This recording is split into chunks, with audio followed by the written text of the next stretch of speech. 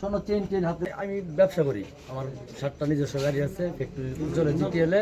সে দীর্ঘদিন যাবৎ উজ্জ্বল বান্দিয়ার যুবদল করে এমনিতে তার সে চাঁদা মানে দাবি করতেছিল অনেকদিন যাবত। আমি এলাকার সবাইকে জানাইছি এই ঘটনাটা, সে যে চাঁদা দাবি করতেছে আমার কাছে।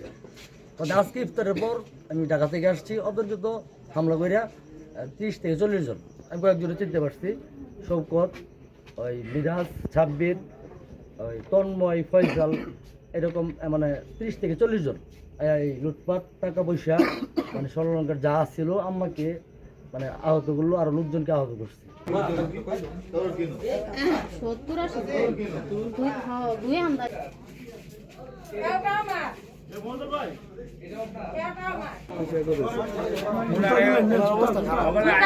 সবাই নাই ইস্তার লয়ে বসে ইস্তারের সময় 7টা বাজে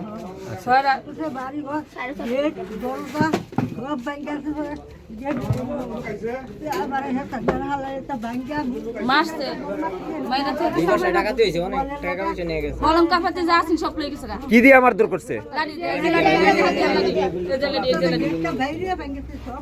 সব ঘরের জিনিস ভাঙছে।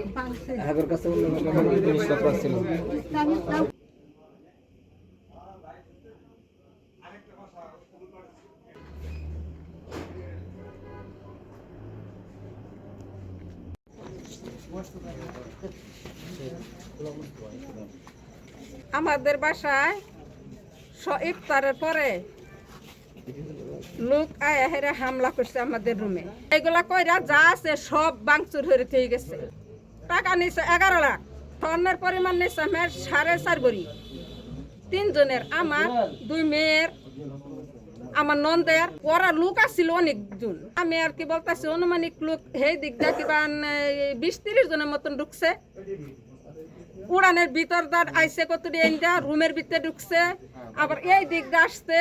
হের পরে তাগর পাশে আমি দৌড়াইয়া রুট পর্যন্ত গেছি। একটা লোক আমার কাছে আইসে না, কইছে যা জিনিস নিস আমার জিনিসগুলা দেখিয়ে যা। হেরা আর আমার কুদ দেয় আমার বগল, কই বেড়ির বাড়ি মেরা ফালাই থইল।